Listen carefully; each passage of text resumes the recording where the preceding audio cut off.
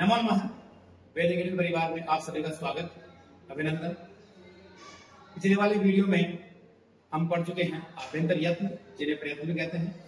अगर आपने ये वीडियो नहीं देखा तो आप एक बार वो वीडियो देख लें, इसके बाद में आज के विषय को भी देखें। यत्न पर पढ़ रहे थे। यत्नों में यत्न को देखा कि यत्न कितने प्रकार के होते हैं। यत्न दो प्रकार के होते हैं। पहला कौन सा पढ़ा अपन ने? आभ्यंतर यत्न। दूसरा कौन सा है? बाह्य यत्न। अब अपन बाह्य यत्न को विस्तार से पढ़ने जा रहे हैं। ये कितने प्रकार के होते हैं, कौन कौन से वर्ण कौन कौन से बाह्य यत्न में आते हैं, इसके बारे में अपन विस्तार से पढ़ने जा रहे हैं। बाह्य यत्न। बाह्य यत्न कितने प्रकार के होते हैं? बाह्य यत्न होते हैं 11 प्रकार। 11 प्रकार कौन कौन से हैं? सबसे पहले अघोष, विवार, श्वास। अघोष, विवार, श्वास में कौन कौन से वर्ण आते हैं ये सभी यहाँ पर लिखे हुए हैं। एक छोटी सी बात मैं आपको ये बताता हूँ, आप आराम से निकाल सकते हैं इसके वर्ण में। एक ट्रिक के माध्यम से देखेंगे कौन कौन से वर्ण अघोष, विवार और श्वास में आते हैं। आप आराम से इसके वर्ण निकाल सकते हैं। अघोष, विवार, श्वास बाह्य यत्नों में खर वर्ण आता है। खर वर्ण का मतलब क्या होता है? खर वर्ण का मतलब होता है ख से लेकर र तक के अक्षर। ख से लेकर र तक के अक्षर जो खर प्रत्याहार में आते हैं। ख, फ, छ, थ, थ, च, त, त, क, प, य, स, श, स, यहाँ तक के वर्ण आते हैं। प्रत्येक वर्ग का, जिसके अंदर अपन देख सकते हैं प्रत्येक वर्ग का दूसरा अक्षर, प्रत्येक वर्ग का पहला अक्षर, और ये तीनों ही स्वर, तालव्य स्वर, मूर्धन्य स्वर और दंत्य स्वर, ये तीनों ही स्वर इसी में आते हैं और विसर्ग भी इसी के अंदर आता है। एक छोटी सी बात बता दूं, अगर आपको ये वर्ण याद रहते हैं कौन सा वर्ण किसमें आता है, अगर ये आपको याद नहीं है तो आप निकाल सकते हैं। किस प्रकार से निकाल सकते हैं? एक छोटी सी बात आपको बताऊं, ये लिखा हुआ सकते हैं खरा खर अविश्वास खर। एक ट्रिक अपन ने लिखी है। खरा का मतलब क्या होता है? खर का मतलब होता है, संस्कृत में खर कहते हैं गधे को, जो कहते हैं गधे को। और इस खर पर क्या होता है? अविश्वास। अविश्वास का मतलब, अविश्वास का मतलब अपने को गधे पर कभी विश्वास नहीं हो सकता, कभी भी लात मार सकता है। अविश्वास खर वर्णों में अविश्वास होता है, अर्थात ऐसे लेंगे आप अघोष, वी से लेंगे विवार और इस श्वास से लेंगे आप श्वास। अर्थात ये जो 1 2 3 घोष, विवार और श्वास बाह्य यत्न है, इनके वर्ण आते हैं खर। खर वर्णों में पहला दूसरा वर्ण प्रत्येक वर्ग का और तीनों प्रकार के, और विसर्ग जहां स होता है वहां विसर्ग निश्चित रूप से होता है। तो ये हो गया अपने पास 3 बाह्य यत्न, अघोष, विवार और श्वास। अगला चलते हैं। अगला अपने पास 4 5 6 घोष, संवार और नाद। घोष, संवार, नाद में कौन कौन से वर्ण आते हैं? इसमें आते हैं हस वर्ण। हस वर्ण का मतलब हस प्रत्याहार में जो वर्ण आते हैं वो सारे के सारे इसी प्रत्याहार में आते हैं। ऐसे लेकर सर तक के अक्षर, जैसे हल, यव, रज्ञ, यव, रल, यम गण प्रत्येक वर्ग का 5वां अक्षर, जब गण ध प्रत्येक वर्ग का 4वां अक्षर, जब गण ध ये प्रत्येक वर्ग का 3रा अक्षर। अर्थात अपन यूं कह सकते हैं कि संवाद, घोष, संवार और नाद में जो बाह्य यत्न है उसमें कौन कौन से वर्ण आते हैं? प्रत्येक वर्ग का 3रा, 4था, 5वां वर्ण, जिसमें है य, व, र, ल, और इसके साथ में अनुस्वार भी इसी के अंदर आता है। जहां यह होता है वहां अनुस्वार भी इसी में आता है। घोष, संवार और नाद के लिए अपने पास एक ट्रिक भी है जिसमें लिखा हुआ है हस घोष नाद। हस वर्णों के लिए, हस वर्णों को जानने के लिए आप घोष नाद शब्द से क्या क्या लेंगे? हस वर्ण आपको निकालना आ गया है कि हस वर्णों में ऐसे लेकर शब्द के वर्ण आते हैं, यानी कि प्रत्येक वर्ग का 3रा, 4था और 5वां वर्ण आता है और है ये वर्ण आता है। इनको निकालने के लिए, हस वर्णों को निकालने के लिए आपको कि हस वर्णों में कौन कौन से बाह्य यत्न होते हैं, इसके लिए सब लिखा हुआ है घोष नाद। घोष से आप किसको पकड़ेंगे? घोष को। स से किसको पकड़ेंगे? संवार को। और ना से किसको पकड़ोगे? नाद को। अर्थात हस वर्णों के लिए कौन कौन से बाह्य यत्न होते हैं? घोष, संवार और नाद। आगे चलते हैं। बाह्य यत्न है अल्प प्राण। अल्प प्राण में प्रत्येक वर्ग का पहला, 3रा और 5वां, एक को छोड़ करके एक, पहला, 3रा और 5वां वर्ण अल्प प्राण में आते हैं। और इसके साथ में जो अपने पास अंतस्थ वर्ण आते हैं यह वर्ग। आगे का हम बाएं में देख रहे हैं अल्पप्राण। अल्पप्राण में कौन कौन से वर्ण आते हैं? प्रत्येक वर्ग का पहला, तीसरा और पांचवा वर्ण आता है, एक को छोड़कर एक वर्ग। फिर इसके अंदर अंतस्थ भी सभी इसी में आते हैं। अंतस्थ कौन कौन से? य, व, र, ल, ये भी अंतस्थ वर्ण में आते हैं, ये भी अल्पप्राण में आते हैं। अब इसके अलावा जो अपने पास जो वर्ण यहां से छूटे वो सारे के सारे कहां जाएंगे? महाप्राण। जैसे महाप्राण में कौन से वर्ण आते हैं? क्या क्या छूटे यहां से? एक के बाद में दूसरा, प्रत्येक वर्ग का दूसरा अक्षर आ जाएगा, प्रत्येक वर्ग का चौथा अक्षर आ जाएगा, इनके बाद में चार छूटा हुआ, चौथा यहां आ गया। और इनके अलावा क्या छूटा है? श, श, स और है, और इसके साथ में विसर्ग भी अपने महाप्राण में आ जाएगा।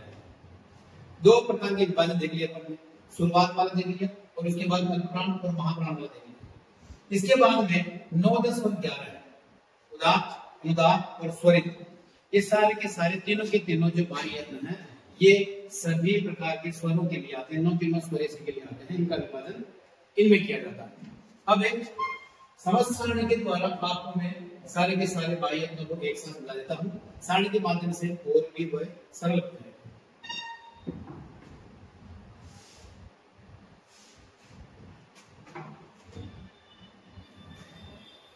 यह हम पढ़ रहे हैं बाह्य कितने होते हैं? 11 होते हैं। एक छोटा सा विभाजन जो आप सभी को करना आना चाहिए ट्रिक के माध्यम से भी और सामान्य तौर पर। सबसे पहले मैंने देखा था कि अविश्वास, अविश्वास का मतलब अघोष,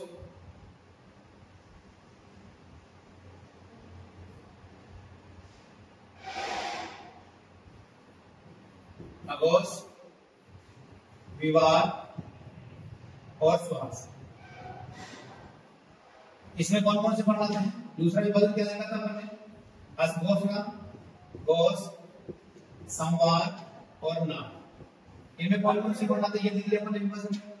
फिर देखा अपन ने अल्पप्राण,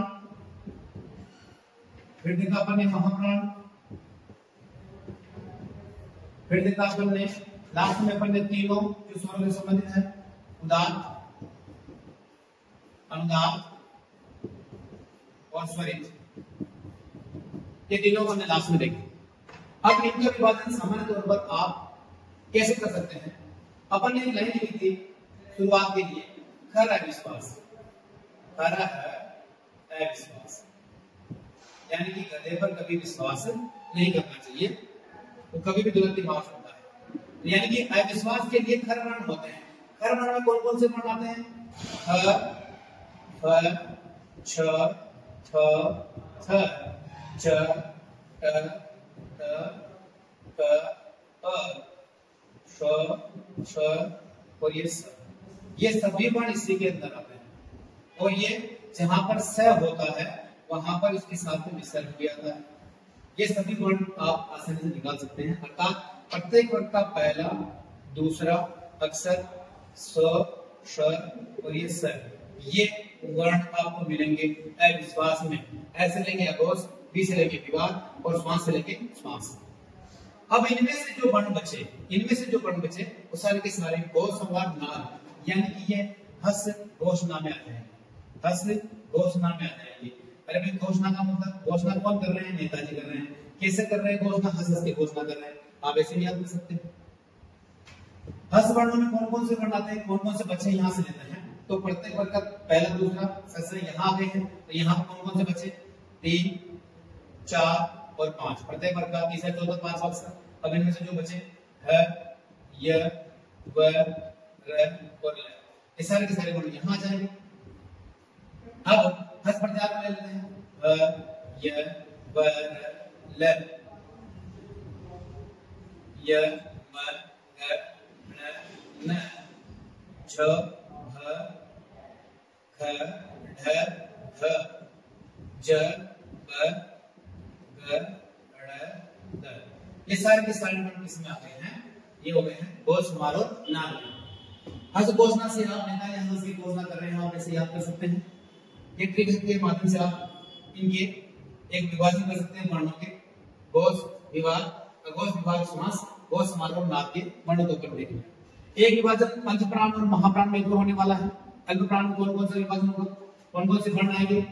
प्रत्येक वर्ग का पहला, तीसरा और पांचवा वर्ण, इसके अंदर अंतस्थ वर्ण भी आते हैं। अंतस्थ वर्ण में कौन कौन से वर्ण आते हैं? य, व, र, ल, ये शब्द वर्ण इसके अंदर आते हैं। अब इनमें से जो बचा, ये जहां आता है वहां अनुस्वार में आता है, इन्हें भी आप विभाजन कर सकते हैं। ये यहाँ पर विसर्ग है, यहाँ अनुस्वार आ जाएगा, यहाँ पर अनुस्वार आ गया। अब इनमें से जो बचा वो महाप्राण में चला जाएगा। इनमें से क्या क्या बचे? 2, 4 अंगस के साथ में अपने पास इधर आ जाएंगे पुष्पवर्ण। पुष्पवर्ण कौन कौन से होते हैं? स, स और है, ये इसके अंदर आ गए हैं। जहां पर स होता है वहां विसर्ग भी होता है, इसलिए विसर्ग यहां माना जाएगा। फिर उदात्त उदात्त और स्वरित के लिए अपने देखे थे सभी स्वर बाह्य यत्नों में आते हैं। उदात्त और स्वरित सारे के सारे जो 9 स्वर होते हैं वो इनके अंदर आते हैं। अर्थात अपन सारणी के तौर पर ये देख सकते हैं कि एक व्यंजन के लिए प्रत्येक व्यंजन के लिए 4 बाह्य यत्न होते हैं। कितने होते हैं? 4 बाह्य यत्न होते हैं। 3 तो इनमें से लिया जाएगा और एक अल्पप्राण और महाप्राण में से लिया जाएगा। जैसे आप किसी का भी का पूछ लीजिए, जैसे मान लीजिए कै का पूछ लीजिए कि भाई कै के बाह्य यत्न कौन कौन से हैं, तो कै का यहाँ पर दिखा करने कि अघोष विभाग और समास कैसे, क्योंकि पहला अक्षर आता है कै वर्ग का, इसलिए ये इसमें आ गया है। ये तो हो गया अपने पास अघोष विभाग और समास। एक अल्पप्राण और महाप्राण से लेना पड़ेगा, तो अल्पप्राण में से पहला अक्षर यहाँ आता है तो एक अल्पप्राण में से आ जाएगा। किसी भी वर्ण के अगर आपको बाह्य यत्न निकालने हैं तो 4 एक वर्ण के बाह्य यत्न होते हैं। आप शुरुआत के 2 में से 3 उठाएंगे, एक अल्पप्राण महाप्राण में से उठाएंगे, और प्रत्येक स्वर के लिए पूछा जा सकता है कि स्वर के लिए कितने बाह्य यत्न होते हैं, प्रत्येक स्वर के लिए कितने बाह्य यत्न होते हैं, तो 3 बाह्य यत्न होते हैं। 3 बाह्य यत्न होते हैं। किसी के लिए भी एक के लिए पूछा जाएगा तो भी उदात्त, अनुदात्त और स्वरित ये आपको बताना है। तो ये सारणी के तौर पर भी आप ट्रिक के माध्यम से भी किसी भी प्रकार से किसी भी वर्ण का आप बाह्य यत्न निकाल सकते हैं और आप अपने एग्जाम को आसानी से कर सकते हैं। धन्यवाद।